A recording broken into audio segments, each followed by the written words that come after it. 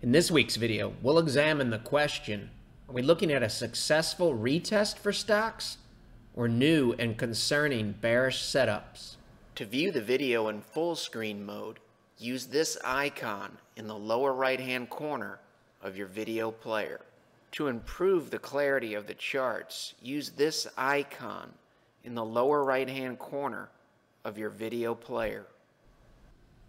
We'll cover this daily chart of the S&P 500 in detail later in the video, but as a reference point, the closing price for the S&P 500 on Friday, September 16th was $21.39. The peak in 2015 was $21.34 and change.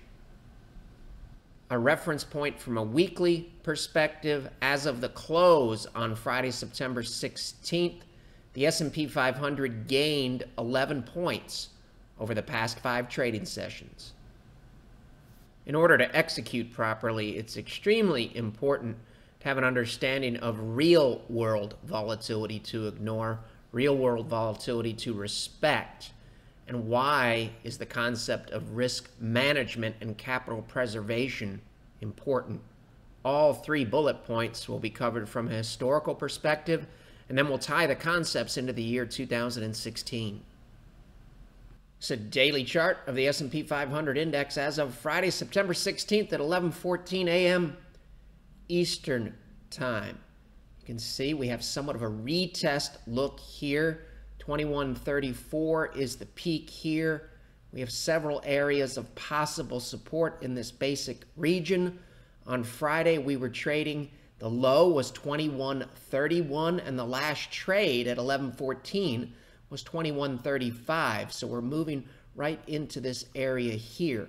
In this week's video, we'll look at history to help us answer the question, how concerning is this pullback here and this volatility relative to what we would typically see after we get those long-term bullish signals that we've covered in recent weeks.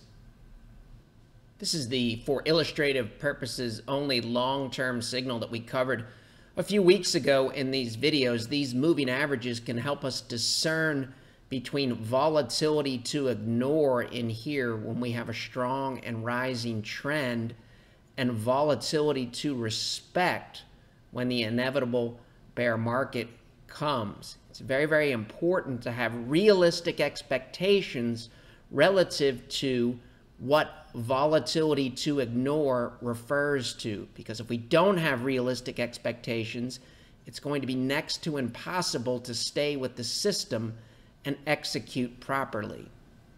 Let's move to a real-world example. We know the longer a market goes sideways, the bigger the move that we tend to get. The longer a market goes sideways, the bigger the move that we tend to get.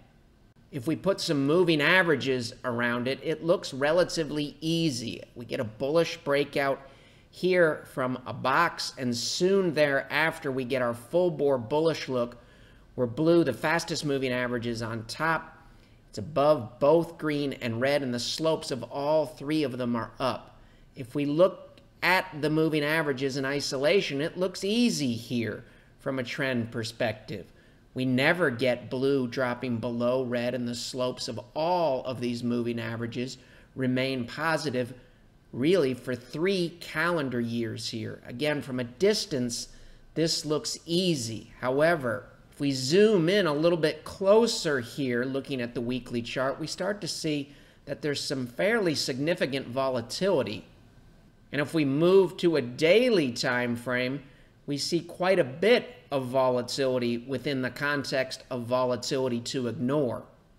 Often the most difficult part of a new and long-term trend is the early stages, because volatility tends to be higher in the early stages because there's a lot of doubt about the fundamental concerns that kept the market inside of that long-term consolidation box. So let's zero in to calendar year 1991, a period that is volatility to ignore relative to a long-term trend. If we started to enter the market here based upon the break from the long-term consolidation box and the bullish moving average crossover signal from the weekly chart, frustration might have been quite high. Since an entry point here or in this area here would result in either breaking even or a loss after 6 weeks, you'd be highly frustrated after 3 months if this was your entry point. Still not really seeing anything after 5 months and 10 months after the bullish breakout from the consolidation box and the bullish moving average crossover signal on the weekly chart. Price is not materially above this level here. Going back to the concept of having realistic expectations, how much volatility could we see within the context of volatility to ignore? The answer is quite a bit. This drop from here to here is over 3%, over 6%. This is over 5% here, 4%, 5%, and this is almost a 7% drop here. However, the move during the period of volatility to ignore, if you started entering the market here when the bullish signals came, the move from here to here is over 14%. Therefore, to capture this gain and to stay with the trend and execute properly within the context of volatility to ignore, we would have had to have withstood quite a bit of volatility, and that is 100% normal and to be expected. The market model helps us navigate through what is an incredibly difficult area known as the financial markets. The market model can't eliminate volatility. All it can do is help us manage through these periods and understand when the trends are still in place, and that from a probability perspective, this is classified as volatility to ignore. This quote here, and the stats are somewhat dated because it comes from a book that was written years ago, but the concept still applies. Since January 1980, the market has realized an average annual compounded return of 17%. If you were out of the market on the 40 best days, which represent only 2% of the trading days, the return would drop to under 4%. The moral is that the penalty for being out of the market on the wrong days is severe. And human nature being what it is, those are exactly the days that most people are likely to be out of the market. We can see it here. There's a big move here at the early stages of the new trend. A lot of consolidation and frustration, and then from here to here, we get another big move. If you're out of the market here, when we're in the context of a bullish trend, it's going to be very, very difficult to capture this 14% gain roughly from point A here to point B here. It's prudent to keep in mind that all of us can easily see volatility within a rising trend on historical charts because our emotions, egos, and account balances are not involved. It's much, much more difficult when all of those factors enter the equation to rationally look at present-day volatility and understand that it's really not all that unusual relative to history. In 2016, we've recently experienced some volatility. Let's put some context around that volatility. What would happen if the S&P 500 dropped 3.69% from its recent high? What would happen if it dropped 6.94% from its recent high? Now we're looking at a daily chart of 2016. We're taking the volatility to ignore the percent declines from the previous historical example and hypothetically saying if the S&P 500 dropped from its recent peak of 2193 and it dropped 6.94%, as it did in this real-world volatility to ignore example to capture the 14+% gain, a decline of 6.94% from 2193 in 2016 says the S&P 500 could fall all the way back to 2041 or this area here. These hypothetical examples of volatility to ignore also align with the concept of normal Fibonacci retracements. It's 100% normal and to be expected when you get a move from point A to point B that you could see a retracement. 61.8% of the A to B move would be down to this level here. A 50% retracement of A to B would be here. And a 38.2% retracement of A to B would be in this general area here. Moral of the story, what we've recently experienced falls into a normal and to be expected range of volatility to ignore. Does that mean we know that all of it will be volatility to ignore? No, we don't. With the facts that we have in front of us this week, this move here as of September 14th is volatility to ignore. All volatility to respect starts out as volatility to ignore, which means we have to keep an open mind. Here's an example of that concept. In the early stages here of the financial crisis, when the market starts to roll over, the math deteriorates in a way that's not that significant, and you still classify it as volatility to ignore. At some point here, blue drops below, and volatility to ignore in this region here switches over to volatility to respect. So in terms of what we've seen in recent days, it's just too early to tell whether it will morph into something like this. Right now, it looks more like these periods here classified as volatility to ignore. Let's quickly cover these other 2 calendar years. It looks really, really easy when you just look at the moving averages here. This is all volatility to ignore. How much volatility occurred in calendar year 1992? The answer is quite a bit. Within the context of the rising trend, the market got off to a terrible start. This is almost a 7% decline.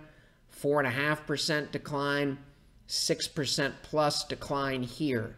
In order to capture the roughly 7% move from this area here to here, we would have had to withstand 3 instances of fairly painful volatility to ignore. And why is this classified as volatility to ignore? Remember, we're in calendar year 1992. It's classified as volatility to ignore because we still have, based on this one hypothetical indicator, and as we've noted in previous videos, we would not recommend using any single indicator to make decisions. We are widely diversified.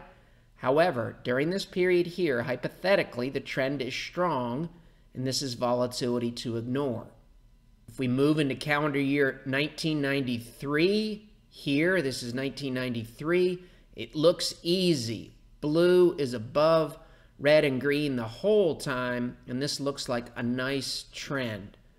What was the real world volatility to ignore to capture this move from here to here in calendar year 1993? Here's the answer. Roughly a 5% drop, 5%, 3%, 3%, 3% plus. Volatility to ignore to capture the move from here to here of roughly 8%. It's incredibly important that we have realistic expectations as to drawdowns and givebacks within the context of an ongoing and established rising trend. We're not covering this to predict what's going to happen in calendar year 2016. All we know in 2016 is that the data in front of us now is classifying the recent volatility as volatility to ignore. What happens in the future? We'll wait and see. Therefore, to summarize, to capture the easy-looking move here, let's look at point A, point B, and point C up close one more time. Point A, a lot of volatility in A, which is calendar year 1991. B, calendar year 1992, quite a bit of volatility classified as volatility to ignore. C on that chart is 1993, same concepts. It's important. We're using a long-term example here for illustrative purposes. The market model is diversified, so in some of these instances, the model may have cut risk, and we also manage based upon individual positions. We're simply illustrating basic concepts of volatility to ignore and volatility to respect. The actual implementation in the real world from the model is not based on those three moving averages. We just showed that period A, B, and C were not necessarily easy to navigate through, even though it looks easy here. Therefore, to capture the roughly 30% gain from the top of the box here to the beginning of calendar year 1994 here, we would have had to withstand a lot of givebacks, a lot of drawdowns, and a lot of volatility to ignore. Again, the model can't change the way the market operates. It can help us manage risk within the context of what is an incredibly difficult task, managing risk in the financial markets. Flipping back to the 1993 example, a fair question may be, if I can earn 8% strictly via buy and hold, why are we messing around with all of this? Why don't we just shift to buy and hold? Buy and hold works until it doesn't. Here, this is the .com bear market. Using this one hypothetical example, we have our full bore bearish looking here. Blue is below both of the moving averages, red and green, and the slopes of all three are down. And this tight moving average look here, cluster and price here, tells us this is high risk with price below these downward sloping moving averages. After we can see the observable evidence, no forecasting needed, the S&P 500 dropped from 1438 down to 768, meaning it had an additional loss from here to here of 47%. As we'll show in a moment, 47%, that type of loss is very, very difficult to recover from mathematically. Similar situation in the financial crisis bear market. Here we have our full bore bearish look. After that, after we can see it, the S&P 500 dropped from 1396 here where my cursor is down to 666 intraday here in 2009. That's an additional loss of 52%. That's in addition to the loss from here to here. And the real reason why we manage risk is if we lose, say, roughly 52% or 53%. So let's say hypothetically I lose 53% on $1 million. That means if I have $1 million here and I lose 53%, I'm going to lose $530,000 of hard-earned capital. My $1 million portfolio after a 53% loss is $470,000. And this is the reason why we prefer to manage risk. To get back to break even, not to become profitable, but simply to get back to the original $1 million that you had here. After a 53% loss, you have to make over 112% after the market bottoms. So a 112% plus gain on 470,000 gets you back above the original $1 million mark that you had here. So how does all this relate to the present day and the recent past? Remember this look here, blue below, red and green, and the slopes of all of them are down. After that, bad things, really bad things happened. Blue below green and red, the slopes of all three of them are down. After that, really bad things happened. How does this high risk look here compared to the market's risk reward profile earlier in calendar year 2016? These are the same weekly, for illustrative purposes only, moving averages, the 30-week, the 40-week, and the 50-week. This is the market's profile on February 11th, 2016. This is a high-risk profile. We have a look of a market that might roll over into a long-term bear market. In the other instances, from this point here, the stock market lost roughly 50%. Next logical question might be, why have we moved from a defensive, we're protecting capital posture, to the posture that we're in now? Well, if we fast forward to the present day, this is as of September 15th, you can see we have a much improved look And this look is now a full bore bullish look, and this volatility in here is classified so far as volatility to ignore. And the reason why we classify it as volatility to ignore is the present day looks more like this period here, or the early stages, more like this period here, or the early stages of a long-term and new bullish trend than this here, which is the early stages of a long-term downtrend. The present day doesn't look anything like the early stages of the financial crisis. That is subject to change, but with the facts that we have in hand right now, things still look pretty good. So the moral of the story for clients is, when we are in an established and rising long-term trend, in order to make money, we must be willing to let our accounts fluctuate, and we have to experience drawdowns. Again, in some of these instances, the market model may reduce risk because we don't own just the S&P 500. We own other positions, and some of those positions may deteriorate to a point that requires action. And also remember, the market model is highly diversified in terms of what moving average pairs it uses, the slopes that it uses, and the time frames. This hypothetical example here with these three moving averages is relatively long-term when compared to the other inputs of the model. Clients and regular viewers may remember we talked about these gold mining charts 2 weeks ago, and the basic concept was they've been out of favor. Commodities in general are one of the few asset classes that you can make an argument has been out of favor, and thus the valuations are relatively attractive. Here's gold mining stocks. This is what a bullish turn looks like here in 2000. Notice how long the bullish trend goes on. In this case, it's 7 years roughly. We also touched on the fundamental issue of excessive global debt. History tells us that typically the way that policymakers address that is they try to inflate away the debt. So there's also a fundamental backing in addition to the valuation story here and improving technicals here.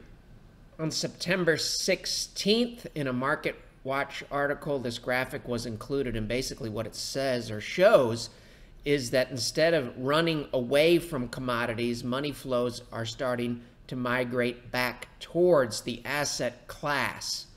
And this is a Barclays research piece here.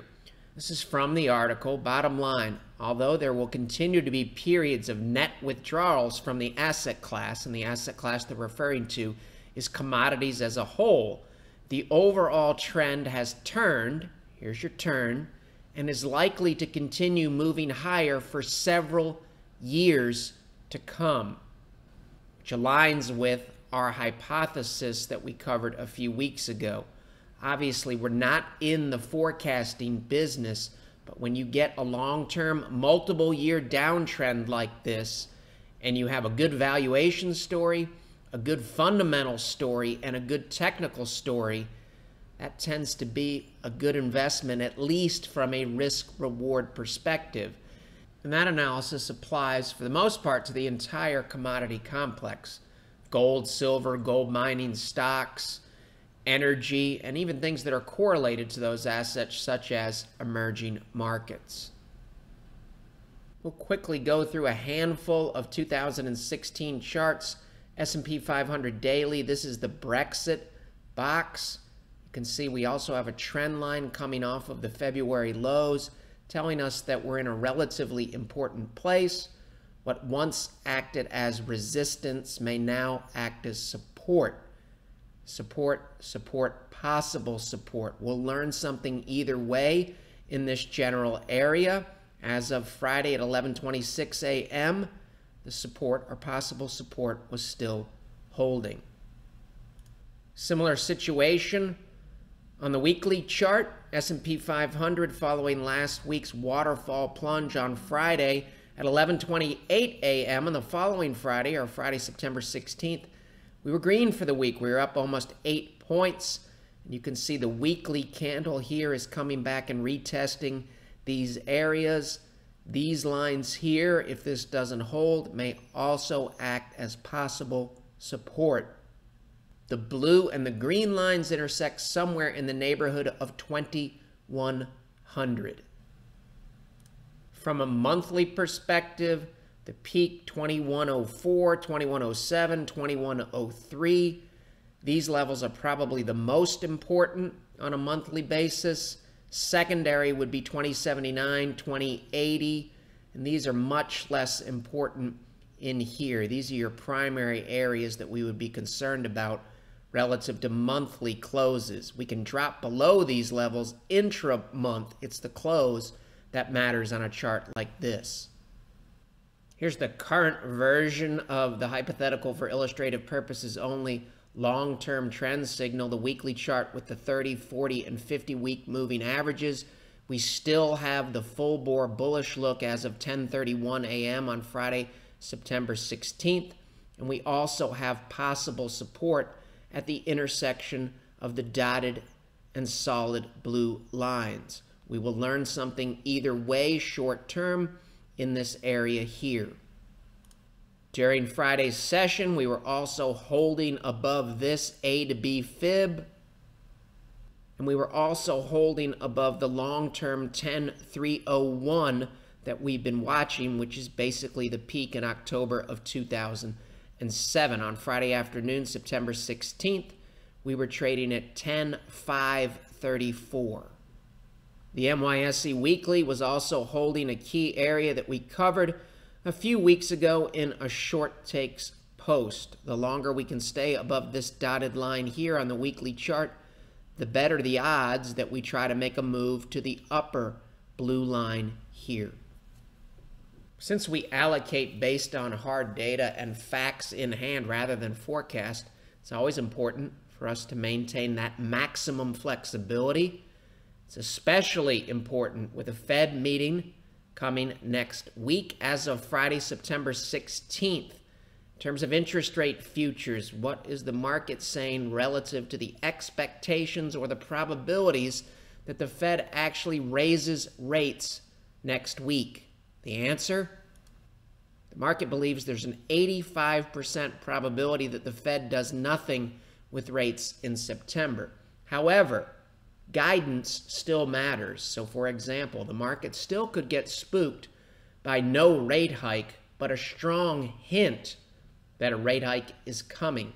So we have to enter Fed Day with that important, flexible, unbiased, and open mind.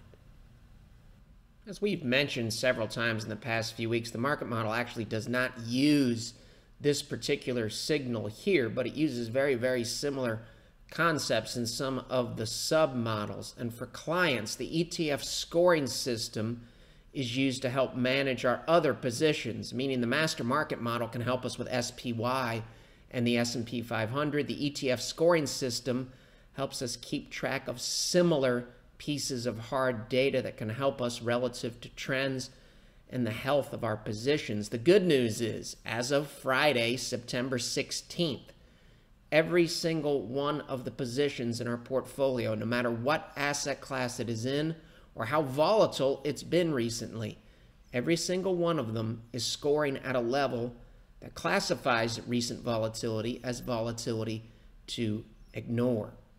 And as we discussed in this video, even within the context of volatility to ignore, we can get fairly significant drawdowns and swings in our account balances, and all of that can occur within the context of a fairly decent, strong, and observable and measurable uptrend. If we don't ride out this volatility here, it's nearly impossible to capture the gain from point A to point B. How do we track all of this and convert it into a usable and actionable format in a reasonable amount of time?